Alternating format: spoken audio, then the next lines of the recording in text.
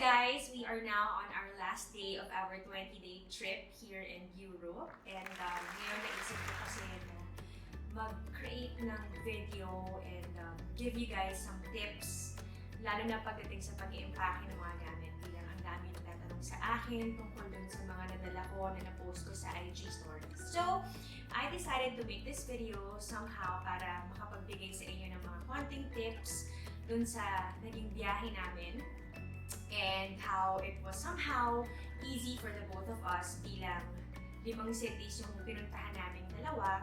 So we made sure na sakto lang yung mga na-impake namin damit. At the same time, I was also able to pack some clothes na pang OOTD dun sa mga magagandang places na napuntahan namin. So, eto na. I will show you guys kung ano yung aking mga dinala.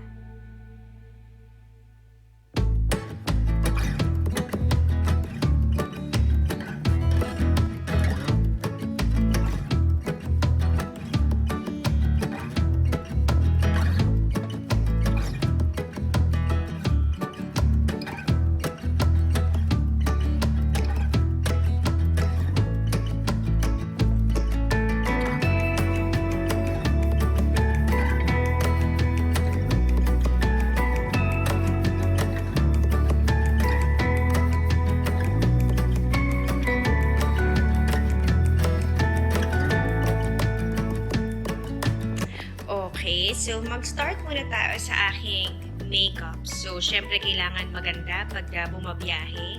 So, I brought my little makeup bag. Ito siya, may mga pockets siya na pwedeng matanggal. Ayan, bale, magnet lang kasi siya. So, ayan, naka-organize siya. So, powder, highlighter, blotting paper, sponge, everything else, pangkilay, powder, cheek tint, and dito naman yung mga brushes. Although, konti lang naman yung kailangan ko dahil pang natural look lang naman. So, foundation, pangkilay, lip gloss, brush, tapos dito naman yung mga pencils na kailangan. So, nakalagay siya sa hard-bound na casing. I think I got this sa Laura Mercier 2-3 years ago. So, perfect siya for traveling kasi alam mo na hindi mababasag ang makeup mo. This also contains my face. So, makeup pouch din siya, but I put that in my backpack. Lalo na pag bumabiyahe para syempre may pang-retouch. And then this one is a curling iron slash plancha. So, see? Yan. Nabubuksan siya, magiging plancha, tapos ilalak mo lang ulit siya. Curling iron na siya. And it comes with a bag na pwede sa init kasi nga pang travel talaga to. So, pagtapos mo siyang gamitin, ilalagay mo lang siya ulit dito, at least yung, kumbaga, yung heat niya, mapoprotektahan siya ng bag niya. This is also, tawag mo dun? Dual voltage. I made sure na itong binili kong to, pwede sa 110, pwede sa 220, kaya perfect talaga siya for traveling. I bought this in Amazon, and hindi ko alam kung ano yung brand eh. I will look for, ayun, a movie. Yun yung kanyang brand to those asking. And then this is my next favorite thing. It's a tiny blower. Tingnan mo kung gano'n siya kaliit. Ayan, ganyan lang siya. Tapos, powerful siya sobra. Nafo-fold siya. Pwede na, ayan, ganyan siya. Pag hindi. And then it's so small. Look, oh. Tapos, super powerful siya. As in, ang bilis niyang makatuyo ng buhok. And it's also dual voltage. Ayan. I made sure na, ayan, lagay doon, 125 tsaka 250. So, itatapat mo lang kung ano yung voltage na kailangan. Tapos, perfect. So, this is my favorite talaga kasi I like to keep my hair dry. Ayoko nung gut-gut siya pag lumalabas ako. Tapos, natuyo siya ng basa. Tapos, parang ang tsaka lang niya after. So, ayan. Yan yung aking mga hair stuff. Portable way. Siyempre, kailangan to lalo na kung nagtatapos na from one city to another. Ito na, ang aking bag. This is a foldable bag. XL siya. So, ito naman ang ginagamit ko kapag pang hand carry. So, I put this in my bag. Si VJ meron din. Ayun yung kanya, nagamit niya na. Tapos, Tapos, hindi ako gumagamit ng hand carry na bigulong kasi ang hirap pag dalawa-dalawa yung hatak mo. So, ito lang yung dadalhin ko. Tapos, kung uuwi na kami at may mga pinamili kami, may excess, allowed ka naman ng hand carry. So, ito yun. It's a long champ, XL size na bag. And then, another thing is my plancha. So, it's yan, lock na siya. Yun, it's a portable plancha. Ayan yung mga heat settings niya. And I think this is also dual voltage kung hindi ako nagkakamali. Ayun. 120, 220. So, itatapat mo lang din kung anong voltage mo siya gagamitin. So, it's very, very usable kasi halos lahat ng mga damit ko kailangan planchahin. Tapos, syempre, ang selfie stick, payong. Sobrang importante na may payong kasi dito umiinit, mainit sa araw, tapos sa gabi naman biglang umuulan siya. Tapos, yun. So, ito yung mga bagay na dala ko. These are my travel essentials. Okay, ito naman ang aking maleta. It's a XL size maleta. At isa lang talaga ang dala namin. Kasi nga, yun lang ang allowed ng airline. Una, pangalawa, bitbit namin kasi siya from one city to another. So, we really had to make sure na kaya namin lang pareho yung mga pagkain namin. Palipat-lipat kami. So, these are already used clothes. Nag-empake na ako kasi pauwi na kami ng Manila. Finally, I will get to see my kids. So, ito yung mga nagamit ko na. So, finold ko na siya ng maayos. May mga dala akong mga piling na mata. Kaso hindi ko sila nagamit kasi ang init dito. So, feeling ko ang uncomfortable dito siya. Tapos may extra payong. Pinisa kami ni PJ. And then, if you notice, ayan, naglagay ulit ako ng mga pouches. Ang nakalagay lang sa mga pouches ay, ito ay socks. I have another one here. Ito siya. Ang aking mga undies. And then, the other one naman ay pang bra. So, yun lang actually yung mga nilagay ko sa pouch. Tapos, of course, ito naman yung aking toiletry bag. Nandiyan lahat ng mga essentials. Just make sure na naka-lock talaga maigi yung mga cap nila kasi kung hindi, lagi akong biktima na nagli-leak yung mga shampoo, yung mga lotion, o kung ano-ano, tapos nababasa. And always put it at the bottom.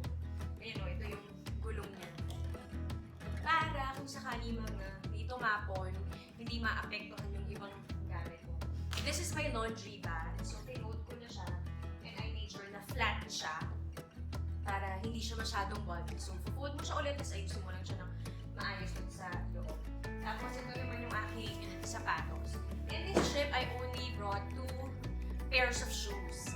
Yung isa gamit ko, tapos yung isa naman dala ko sa maleta ko. It's just black and white na sneakers. Kasi yun talaga yung pinakamadali pagdating sa lakaran. Of course, I also brought slippers pagdating sa house. And also, sa lahat ng trips namin dito or lahat ng mga pinuntahan namin, hindi ako nag-book ng hotel. I booked an Airbnb flat. Yes, I am a big fan of Airbnb. I love Airbnb kasi parang for me, you get to experience living in the city as a local as compared to staying in a hotel na talagang feel mo na turista ka. So, gusto ko talaga yung feeling na parang feeling ko nakatira talaga ako dun sa lugar na yun. So, lahat Airbnb. From London, nag-Airbnb kami. Paris, also Airbnb. Amsterdam, Florence, and then Rome. Tip ko lang sa inyo pag mag-Airbnb kayo ay make sure to read all the reviews. Tapos, kasi makikita nyo doon kung ano talaga yung mga nag-i-experience ng mga tao na nag-stay na dun sa bahay na yun. Second is check if the host is a super host. Ako, lagi ko tinitignan yun na sana lahat ng pinagsastayan namin super host. Kasi ibig sabihin nun, mahusay talaga silang mag-host ng kanilang bahay. Maayos talaga yung bahay. Pangatlo is the location. It's very important to know the location of the house that you're renting. It has to be in the center. It has to be, in a... Ako gusto kasi medyo somehow nasa gitna, pero magulo agad. Yung sakto lang. So, makikita mo naman dun sa listing niya kung ano yung area niya. So, check mo lang din yun. Tapos kung malapit ba siya sa metro station, malapit ba siya sa bus stop, ano ba yung pinakamadaling access na public transportation para din alam mo how to go around the area. So, somehow, thankfully, success lahat ng Airbnb na na-rent namin this trip. So now I will give you a tour of our Airbnb flat. So this is the room, this is the bed. It's actually a huge bed. Tapos may dalawang malaking windows dyan. There's a big cabinet right over there. Tapos may bench dito sa gilid. Tapos, dito naman ay merong full view mirror. Tapos may konting mga gamit dyan.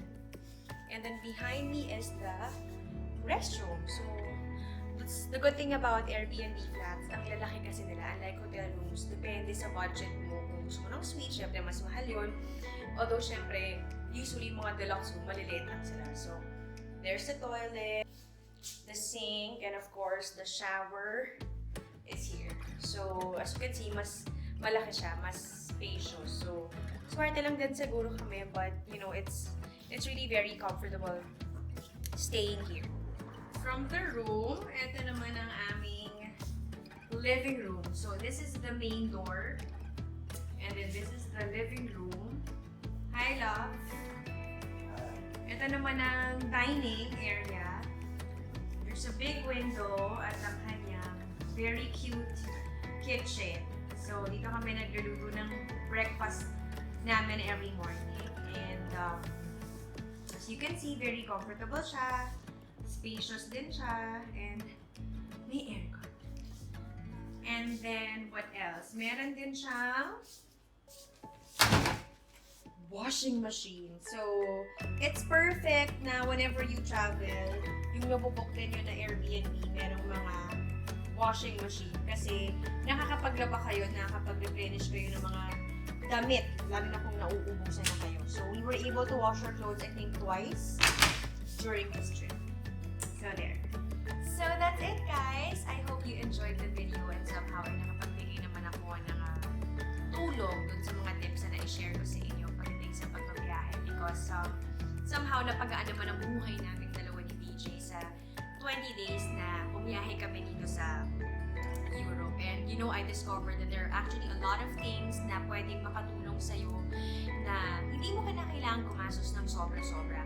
Siguro kung mababudget ko yung buong Airbnb stay namin dito, we spent about 6,000 pesos a night the entire 20 days na nandito kami. And I think that's not so bad considering na nakita nyo naman, malaki at malawak ang aming lugar na pinagsistayan. It's comfortable, it's in the middle of the city, it's walking distance to a lot of places. So, nasa tamang pagpaplano lang talaga yan, nasa masusing paghahanap ng tamang lugar at bahay. So, you don't have to spend so much. Also, to be comfortable, maraming paraan para makabiyahe ka na hindi kinakailangan pumasos ng sobrang laki. So, there you have it, guys. I hope you enjoyed the video and sana sa susunod makagawa pa ako ng ibang mga videos na makakapagbigay din ng mga tips sa inyo. Mwah!